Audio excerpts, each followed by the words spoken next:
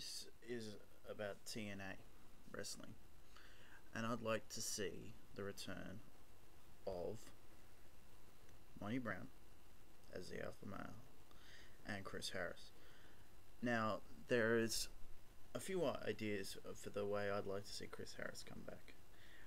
One is he comes back as a babyface in a tag team against James Storm and Robert Roode.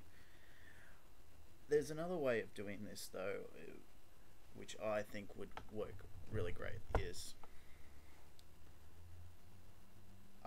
in an angle they bring Chris Harris back, and he's out the backstage area drinking beer with James Storm.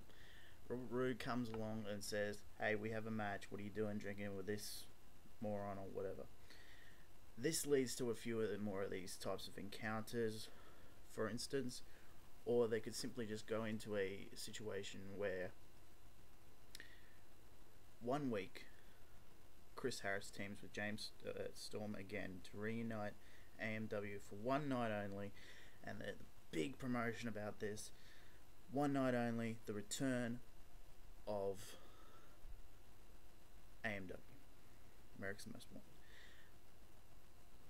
which I have to say is one of the greatest tag teams that has been around this decade.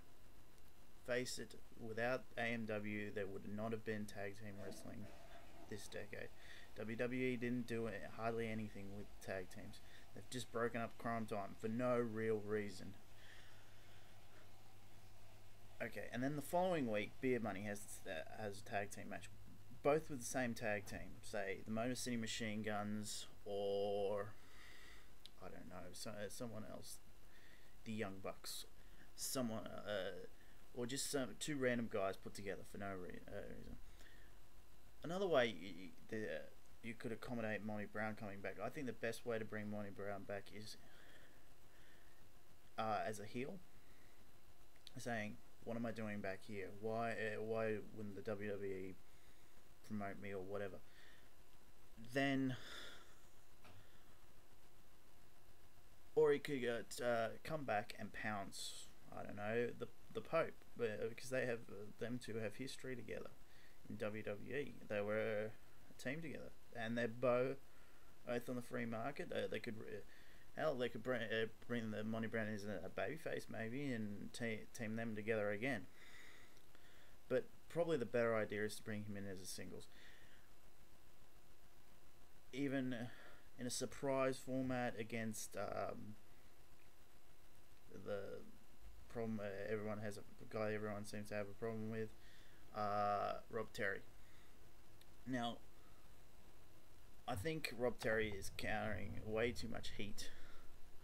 I mean, he's trying. I can tell he's trying very hard. I mean, he's a big guy, but I mean, look at this guy. He's got the Lex Luger type body, or you could say Ultimate Warrior type body. He doesn't need to be that great of a wrestler. His matches are really short anyway, so what's the big deal? I mean, I admit maybe making him the global champion is a bad idea, but bring Monty Brown back, have him be the global champion, work with AJ Styles. I think that would be a great idea.